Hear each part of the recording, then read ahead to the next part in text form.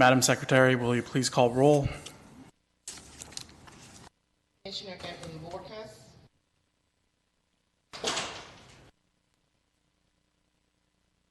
He's not present, but I'd like to excuse him.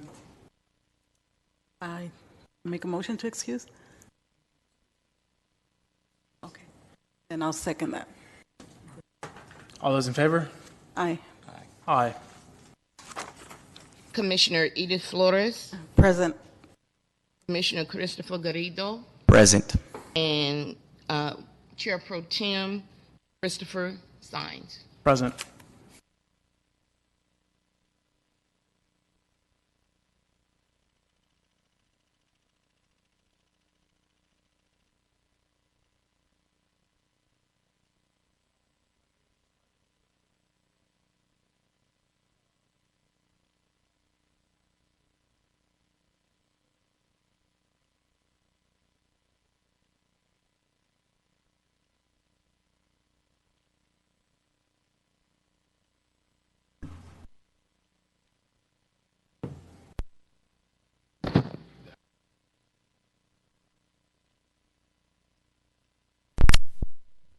At this point, I'm going to open public communications. Anyone wishing to address the Commission on anything other than the items listed on the agenda may speak at this time.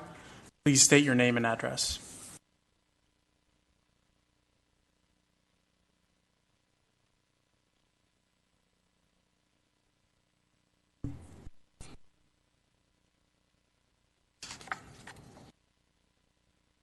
Margarita Vargas, 14129 Ohio Street. I just want to congratulate my son-in-law, Christopher Garrido, to be in the Planning Commission. Thank you.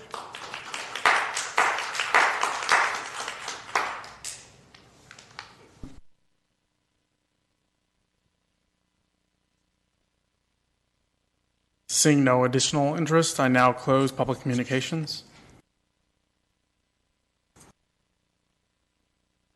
So we're going to skip item 1, new old business, since that's been taken care of,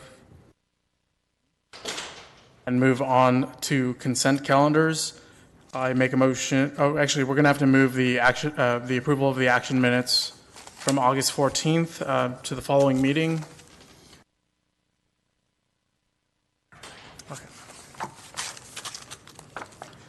So I'd just like to state for the record that we are skipping item 1, new old business. Commissioner Garrido was sworn in before the meeting. And in regards to action minutes from August 14th, 2019, I make a motion to move it to the next meeting. We don't have 3 commissioners present that were present at the last meeting. Yeah, I second that. All those in favor? Aye. Aye. Motion passes 3-0. Moving on to public hearings, a request for a consideration of a conditional use permit to facilitate the construction of a 52-foot tall mono-eucalyptus wireless communication facility and a design exception within the R1 single-family residential zone pursuant to tables 152.10 and table 153.180.050 in the city's municipal code location APN 8460-001-900 and 8460-001-901. Applicant Verizon Wireless, Reliant Land Services. Case number CP882. Mr. Ron Garcia. Yes, planning technician Baltazar Barrios will be doing the presentation.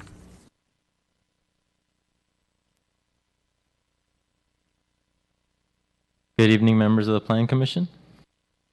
As mentioned, the applicant, Verizon Wireless by Reliant Land Services, is requesting a conditional use permit and design consideration for the construction and operation of a new wireless facility. The wireless facility will, as the Commissioner mentioned, will take the form of a mono-eucalyptus and ancillary block wall mechanical equipment enclosure within the single-family residential zone pursuant to Table 153.180.050 of the city's municipal code. One thing that I would like to mention is that this item was previously approved by the Planning Commission on January 24th of 2018. The approval expired on July of 2018. Provided is an aerial of the two project sites where the proposed project will be located. The total lot area of the project will be 21,643.15 square feet. As mentioned, the project is located within the single-family residential zone, and it consists of two lots, APN 8460-001-900 and APN 8460-001-091. It is surrounded by single-family residential zones to the south and east, open space to the north, and single-family residential planned development to the west. This slide labels the surrounding zones from the proposed project location. As mentioned, the project site consists of two lots. The two lots are used by utility purveyor, Valley County Water District, who operates a pump station which will remain on site. The subject properties are located to the north of Big Dalton Avenue. APN 8460-001-900, the flag lot here. It's a flag lot that currently abuts a single-family residential property, 3615 Big Dalton Avenue on the southern property line. The other APN 8460-001-901 is a rectangular-shaped lot that abuts the northern property line of APN 8460-001-900, and it is currently landlocked. Access to these two lots is provided by a driveway that is part of APN 8460-001-900 that runs along 3615 Big Dalton Avenue. APN 8460-001-901 at the rear has no buildings and is used for parking and storage in conjunction with the two buildings on the lot APN 8460-001-900, which is located south of the lot. The mono-eucalyptus wireless facility and the equipment enclosure are proposed to the rear property, parcel number -901, the APN that ends in 901.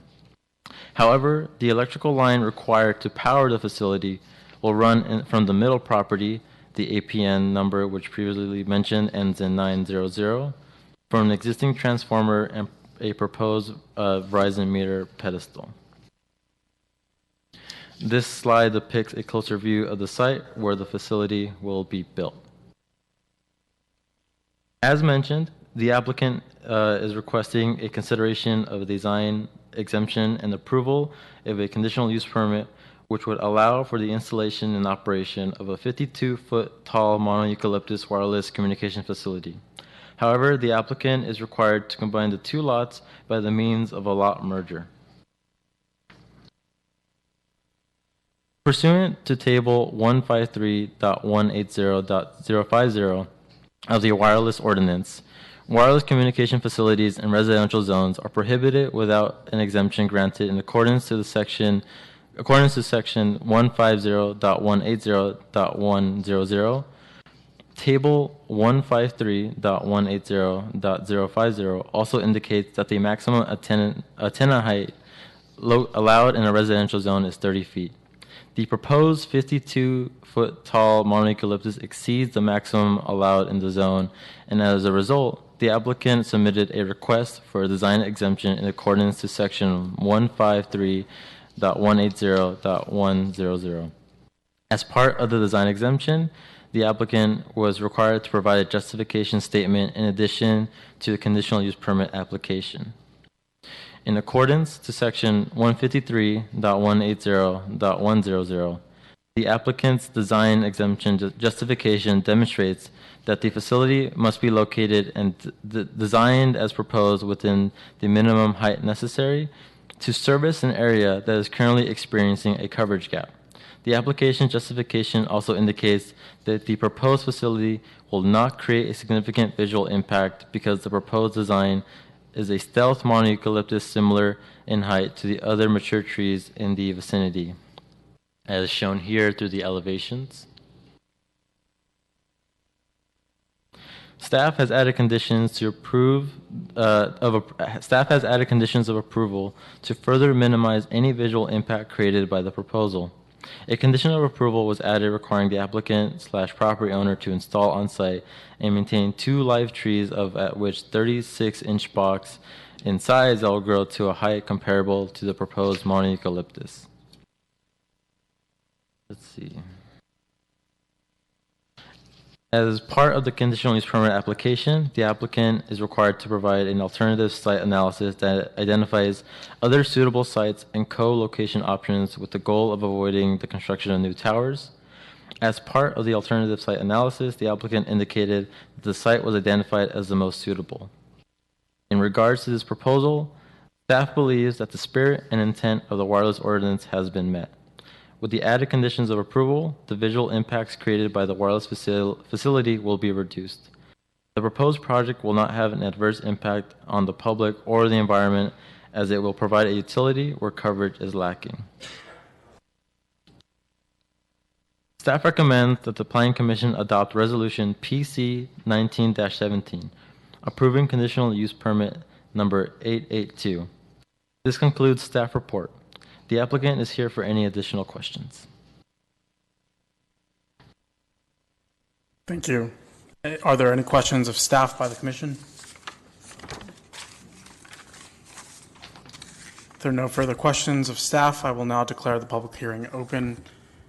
If there is anyone in the audience wishing to speak in support, speak in favor of the matter, please come up to the podium. You have 3 minutes. Please state your name and address.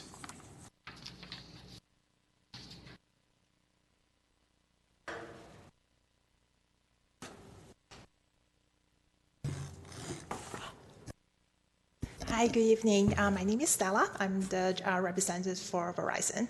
And I just want to say that last time we have been through the process and been approved.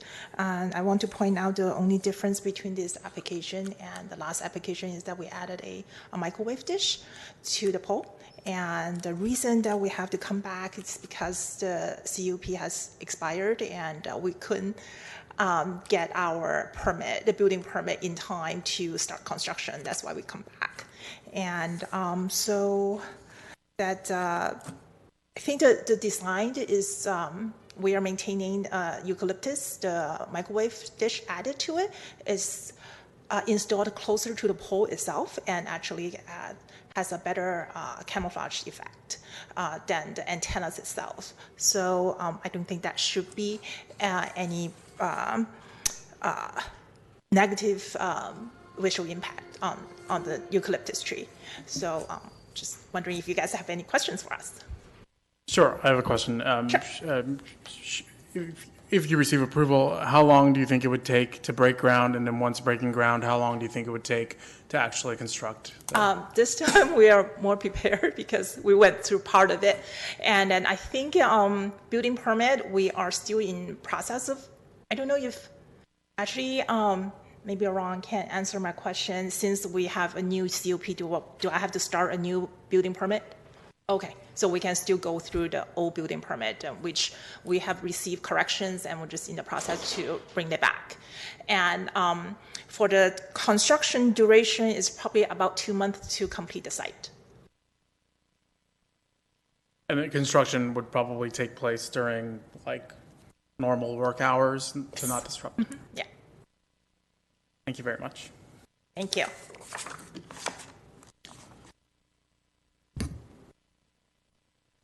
If there is anyone in the audience wishing to speak against this matter, please come up to the podium. You have 3 minutes. Please state your name and address.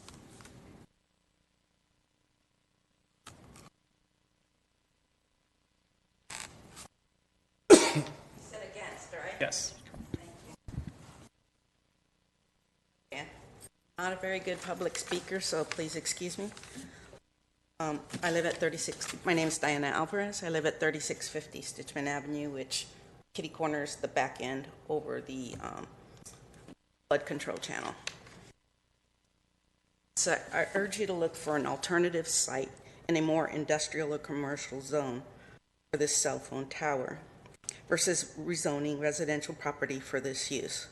We don't really know what the health risks are associated to exposure to a cell tower, or what effects this will have on the property values for those affected.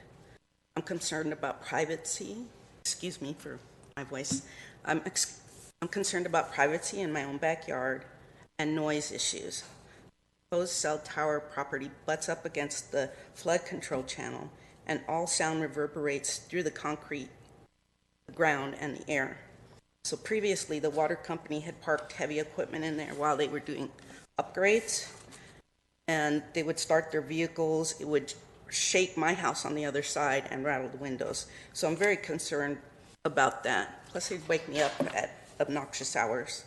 So my opinion is still that the project is ill-suited for a residential zone. But if you do proceed to approve the project, I did have some questions. Will there be restricted hours for repairs and building of this tower? The other question is, and previously they stated they had a backup generator. So how will you mitigate the vibration that rattles through the concrete flood control channel to the other side and soften or dampen the noise? And the last thing, and I think they addressed it, but I think they need more, is could they build a block wall if you do approve this? And I don't want it there, but a block wall because it's open. It's just a little fence. It's open and the sound carries right over to our yards. And they build a block wall and additional trees to dampen the sound coming through. Again, I don't agree with this, but thank you very much for hearing me. Thank you.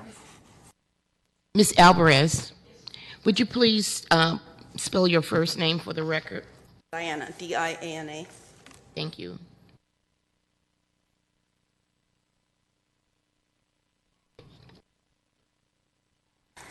Can I begin? Okay. My name is Kenny Liu, and I live on 14576 Sierra Way. So I am opposing to this CP80A2, the construction of this 52 feet cell tower. First of all, I want to thank you guys for inviting us here and give us the opportunity to share our concern with you. So I want to express how concerning this is to my neighbor and especially my family, right? A 52 feet cell tower, which is within the distance of my bedroom to the tower. That's 52 feet.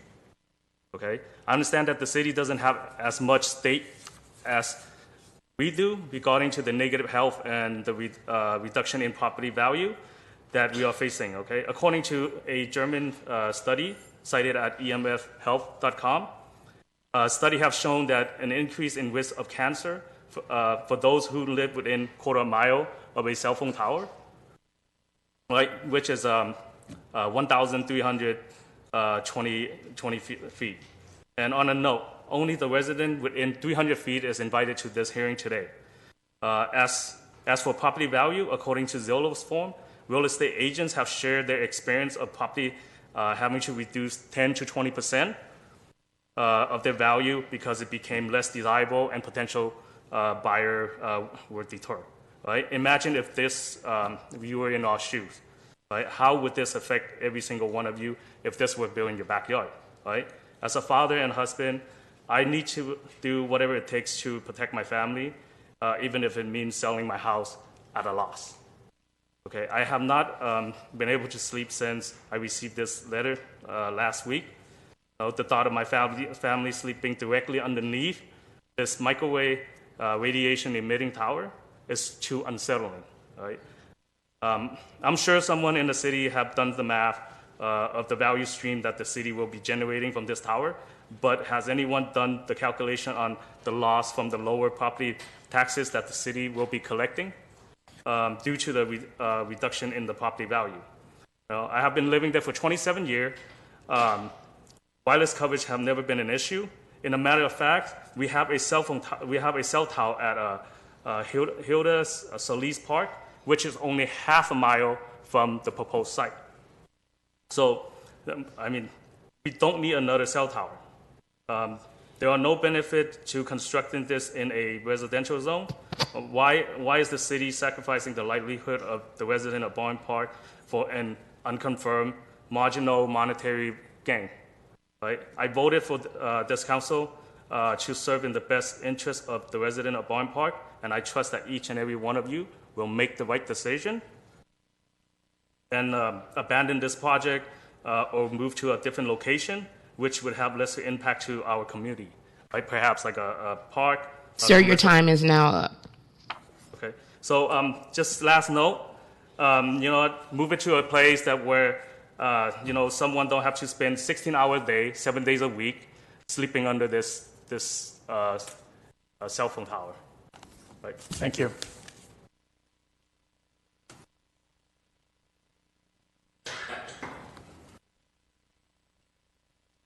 Hi, my name is Candace Liu, and I live at 14589 Sierra Way. I live on the street that is perpendicular to this site that you're planning, or you're considering building this cell tower, and I just want to go on record to oppose this project.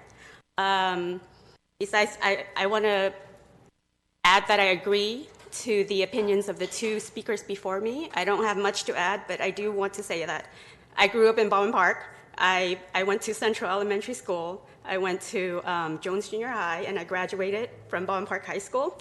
So I would hate to see myself leave this wonderful city. That's it.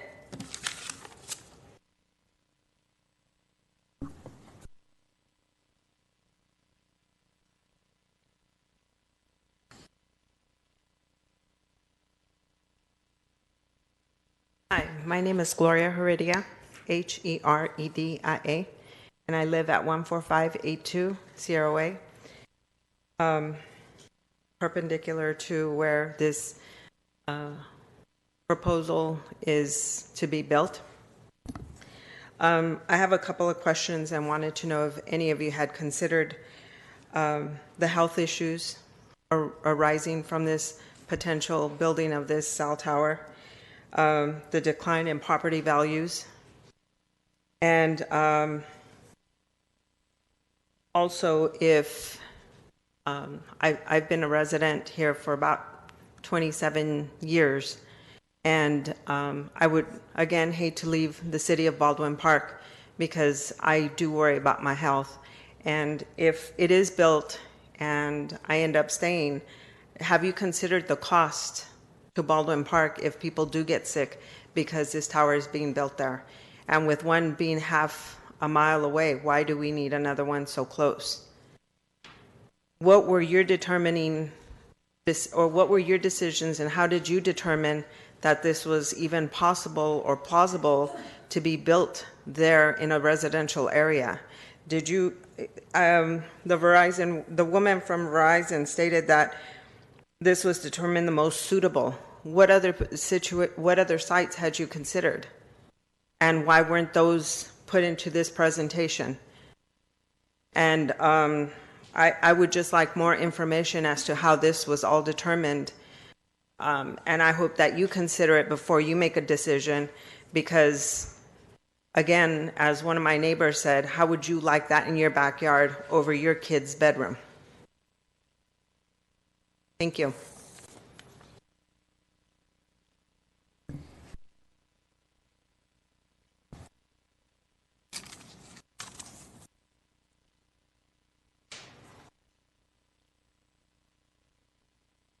Seeing no further interest, I now declare the public hearing closed.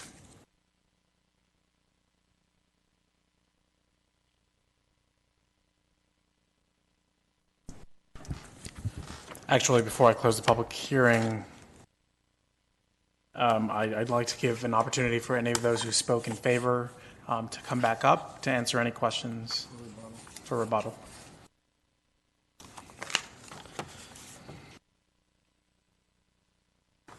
Hello again. Let's see. To determine where to determine where to build a cell site has been, we have to go through a lot of process. As for this site, I have looked through our original, we call it search ring. Sorry, it's probably going to take more than 3 minutes, but I'll try to be brief. Our original search ring is at the more commercial area at the corner of Ponte and also Pacific. We look at churches, we look at others, the business around the area. We couldn't find any, and they're either, for example, the True Jesus Christ Church that has a non-conforming use on a mixed-use zone, and so city will not allow us to put a site there. And then, and also we have looked at other properties, High Hole Market. The property owner is not interested, so it's not just that we can just pick a site and then we want it there and then it would happen. So it has to be agreed with the property owner with the city zone requirements in order to select that site.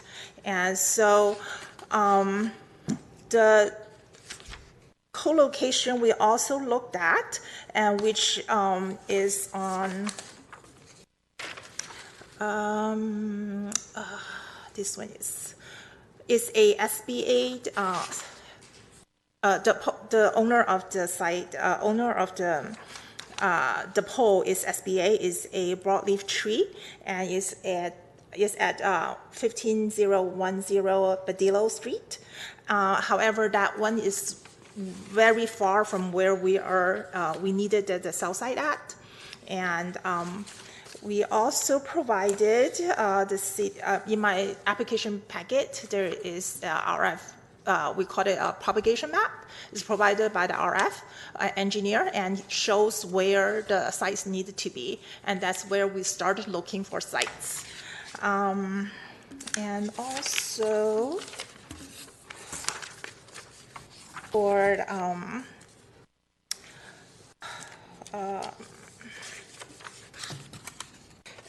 the federal government has regulations on cell sites, especially on the emission, and those standards has been set by peer review and including recommendations from National Council on Radiation Protection and Measurement, American National Standard Institute, Institute of Electrical and Electronic I'm sorry, Engineers. your time is now up.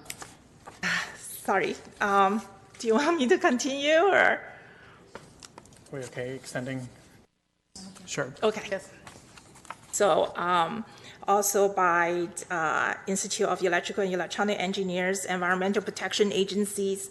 So all these agencies have their recommendation and regulations, and in order for the federal government to set their standard. And also that all Verizon sites, they are all operated well below the standard in order to provide a safe environment. And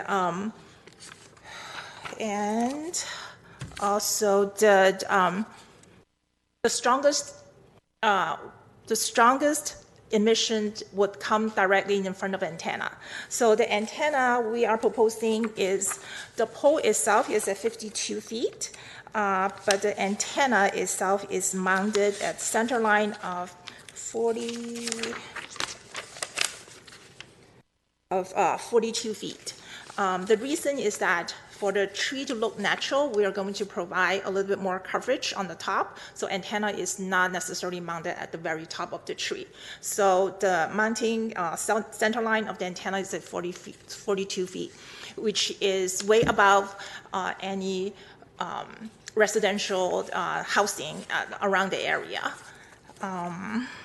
Okay, and property value, we also have studies shows that with our improved wireless facility or wireless service, that property value of the surrounding properties actually increase instead of decrease, because right now we are more connected to our cell phone than ever, so that's actually a benefit.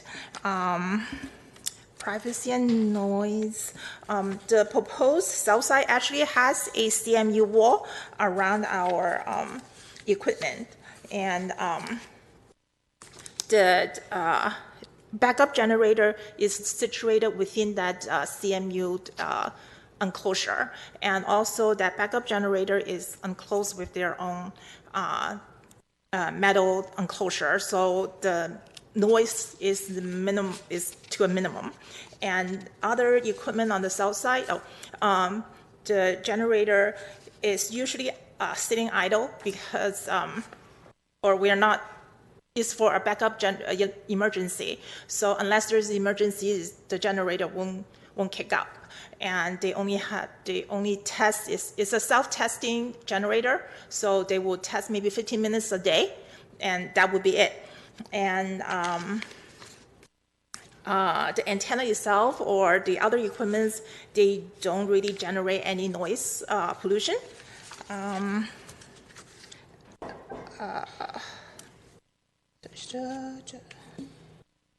And also, as for privacy, that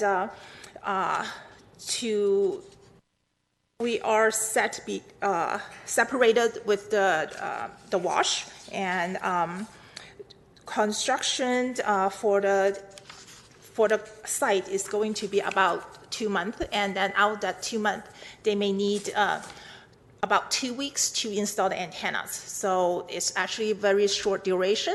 And later on, when we have modifications or improvements of the site, that's with the antenna, that's the construction time is very short as well. I think that's all I have. If you guys have more questions. Yeah, I have a question. Typical repairs on an antenna, how often do they take place? Antenna itself usually don't break down, and it's the equipment down on ground that's what, if there's any problem, would be those equipments that need to be repaired. Antenna would be upgraded from time to time, and during that time, then we'll come back to the city and get a permit. And those, I will have to say that depends on the technology or the need of the Verizon's sites. I can't tell how often that would happen. It just really depends. And construction of those times is really short. Thank you. Thank you.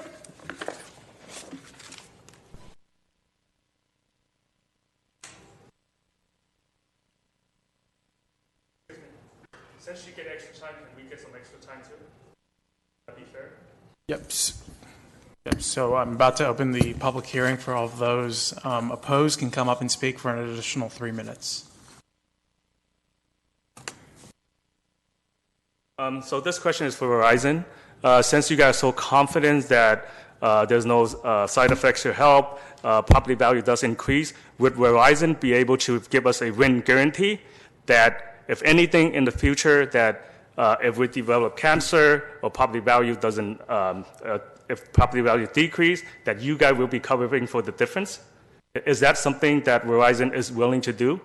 At the same time, because I just talked to my real estate agents, so basically they're saying that this is an economic isolation or something like that, that we have to disclose if we are selling the house. So this is something that I'm really concerned about. I don't agree that the property value is going to go up. So.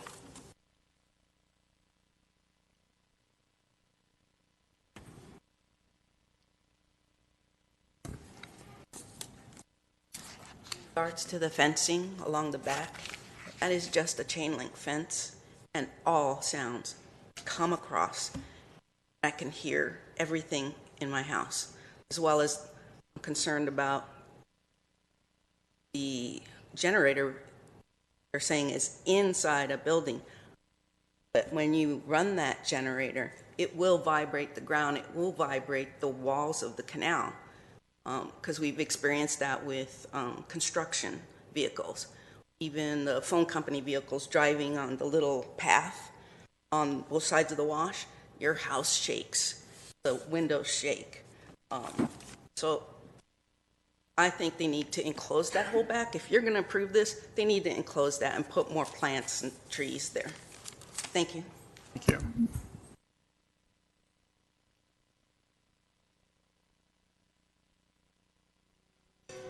So at this time, I'm going to close the public hearing.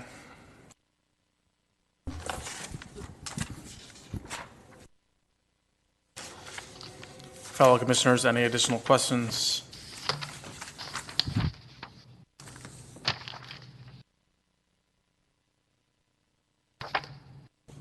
Last spoke. Oh.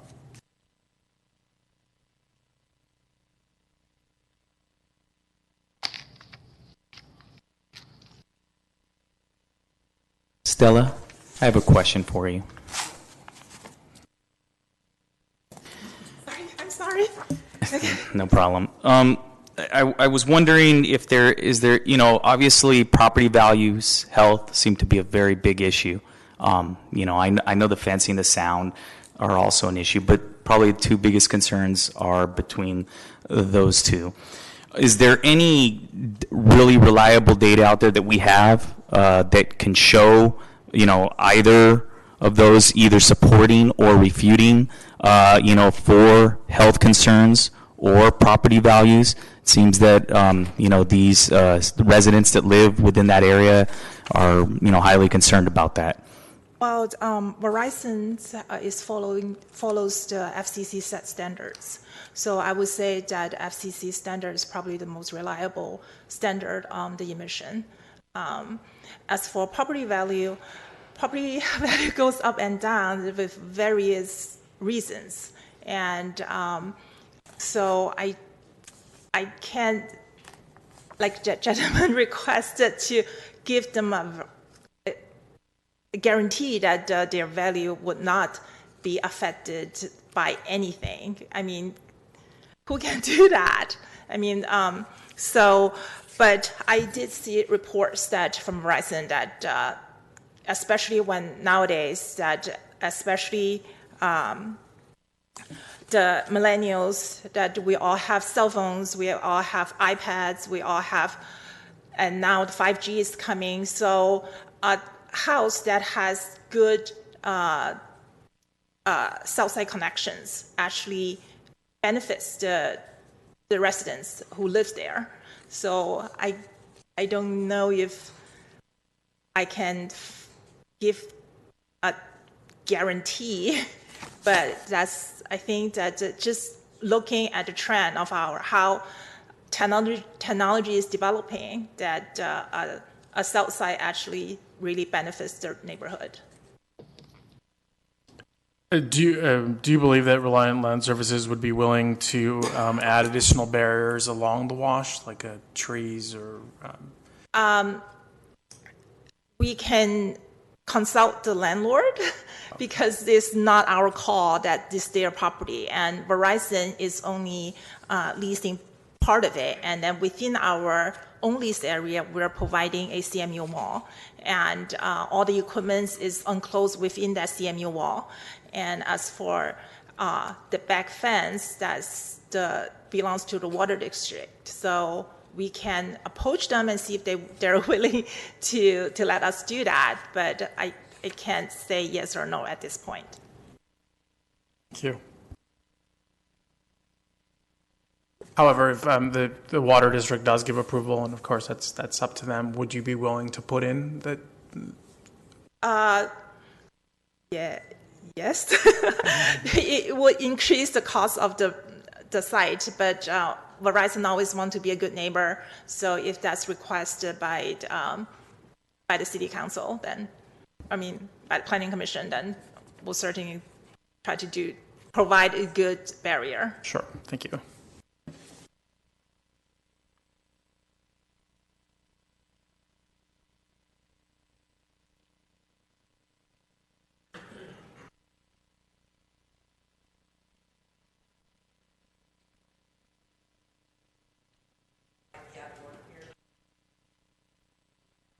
Are there any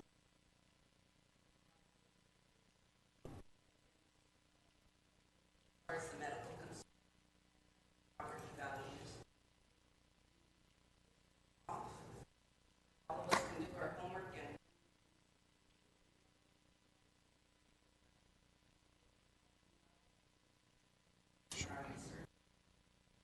I'm going to actually deflect this off to our city attorney. We have a very limited scope of what we're looking at and how we look at this project, so I'm going to deflect this to our city attorney. Thank you, Mr. President, Chairman. First of all, let me mention that in response to the Commissioner's request, these emissions are regulated by the federal government, and the federal government has established what they believe to be safe emission standards. And based on the findings in the staff report, the emission standards of this cell tower is significantly less than what the federal government allows. So whatever emissions are occurring there, significantly less than the same emissions that you receive all of these different places and all these other cell towers that you're at. Second of all, like other businesses and other projects, there are certain zones and there's certain zoning that a city has to allow these types of projects to go into. And so there's very limited discretion that the Commission has here based on the findings in the staff report. And the findings have been that they do meet the city's general plan, and the granting of the exemption request is consistent with the city's general plan. The land use element in the city's general plan provides a description for this type of project. It does meet the spirit and intent of the wireless ordinance. And so based on the findings that you have before you, you have no discretion to actually deny this project, unless you're not going to adopt these findings and you find different findings, and then there may be a different scenario. But based on the findings and what has been provided to you, this is a project that has to be approved.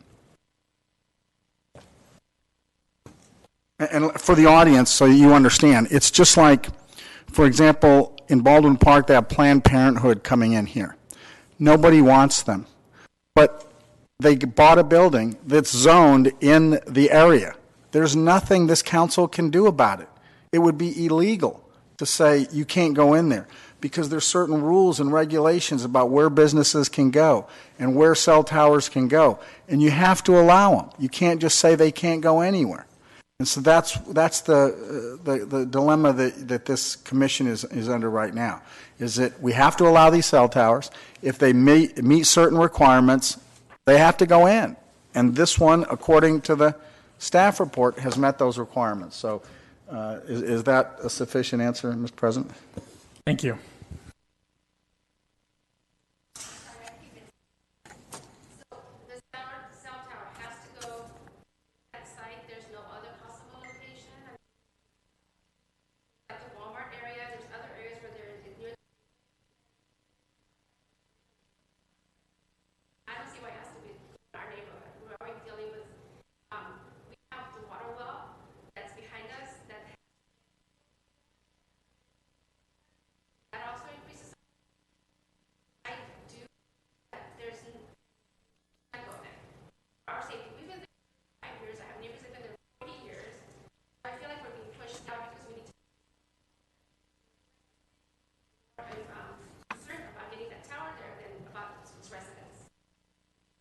Well, let's be very clear. The city's not getting any money for this. I mean, very little. This isn't our cell tower. Hold on. I let you finish.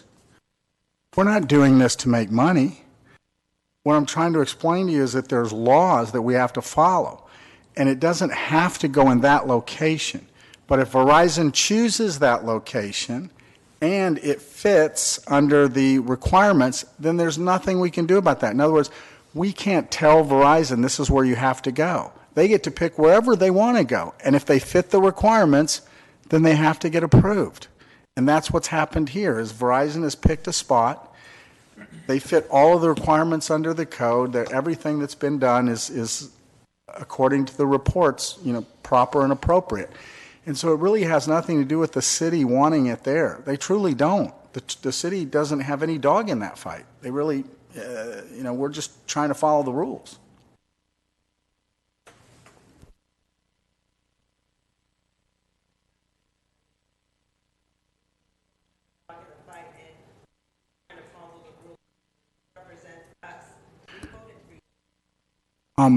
This is a public hearing, and this is a project before a planning commission.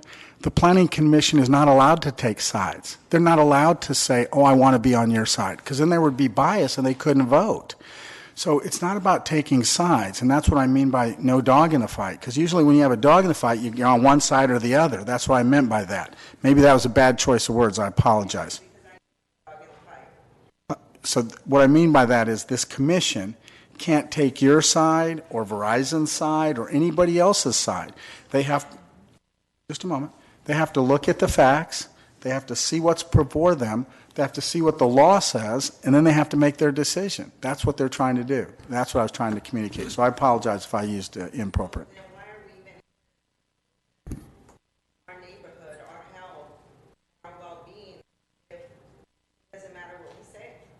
So, or if I can step in and just clarify. So we are a planning commission. We are just looking at a very limited scope of whether it fits the law or doesn't. We weren't voted in by the residents. Our approval goes to the city council, where you can take it to the city council who you voted for to take your concerns there. They have more leeway than we do. We have a very limited scope of looking at it and seeing whether it fits the finding of fact. That's our only obligation, to see whether it fits or it doesn't fit based on the letter of the law. Once this recommendation goes to the city council, you're more than welcome to take any additional concerns. They have more leeway than we're just being asked, does this fit the letter of the law or does it not? That is important for all of you to understand, is that you have another shot at this. You're going to have another opportunity to come and make your voice known. And I'm not saying that they could not change their mind. They could, and I would encourage you to go to the council and explain to them. It's always better to come and voice your opinion, even if your particular position does not prevail. I mean, it's really important to be part of that process, and I would encourage you to do that. It does matter. It truly does.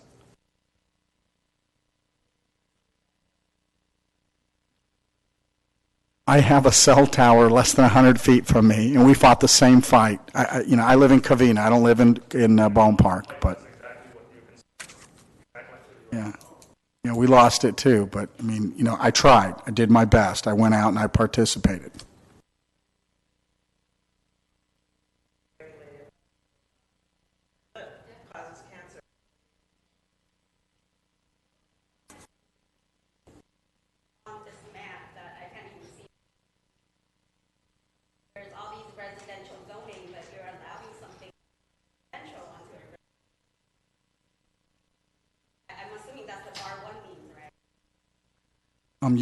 I think you misunderstand. We're not allowing anything that's not residential.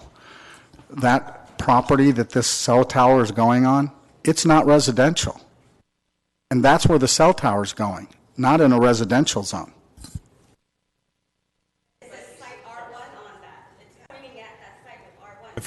If I may, Is the Valley County residential? If I may, just for clarification, the site is zoned is residentially zoned, but which a water well is allowed, which is operated by the water district. That's not a water well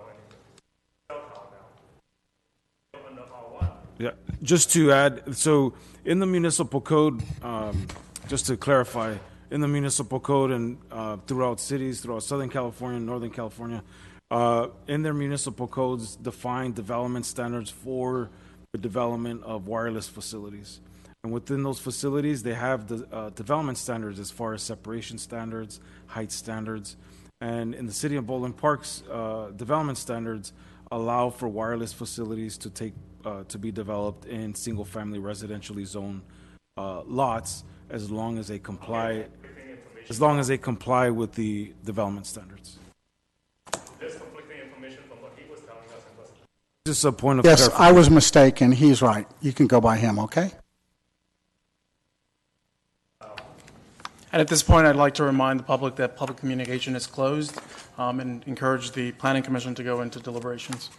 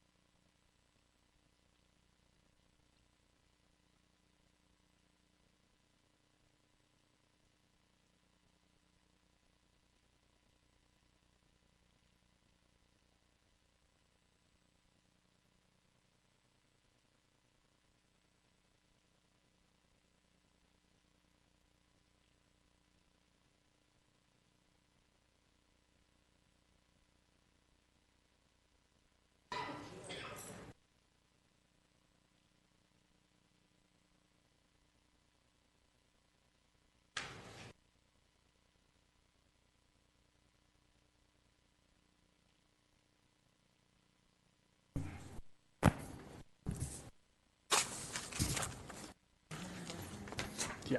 So is there a motion to adopt resolution PC 1917?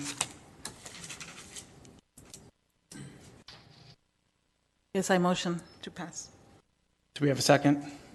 I second. If I may, just a moment to clarify the motion, Madam Commissioner. Your motion is a resolution of the Planning Commission of the City of Baldwin Park adopting the findings of fact and approving a design exception and conditional use permit to construct a 52-foot tall mono-eucalyptus wireless communication facility within the R1 single-family residential zone pursuant to 153.180.050 and Section 1.53.180.10 in the city's municipal code. Is that correct? That's correct. Thank you. Can I add offer a counter resolution? So adopting the resolution, but adding a condition of a good faith attempt to work with the Valley County Water District to add a barrier, whether it be a barrier of trees against that water line. So is that a friendly amendment that you are offering? For a second. And do you accept that friendly amendment to your resolution motion? Yes, I accept. Okay. So now the motion is adopting the resolution based on the earlier reading and the amendment per Commissioner Sines. Thank you, Commissioner. We'll work with the applicant to work with providing a barrier on the rear property line. All those in favor? Aye. Aye. Aye. The resolution passes 3-0.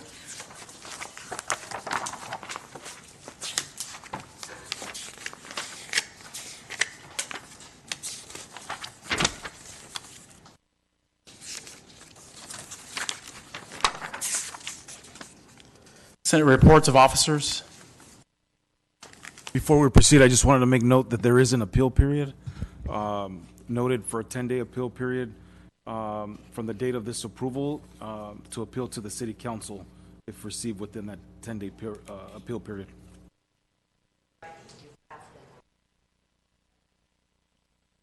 Yes. So remember when I told you that you can go to the City Council?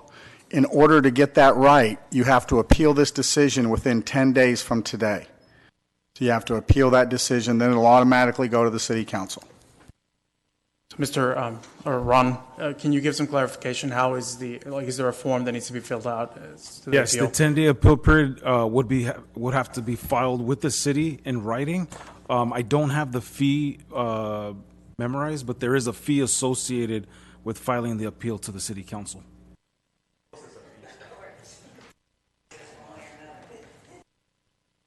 Thank you. So I would just want to thank staff again for preparing this meeting. Is there any additional comments? No? I make a motion to adjourn this meeting at 7:56 p.m. Second. All those in favor? Aye. Motion passes. Adjourned at 7:56.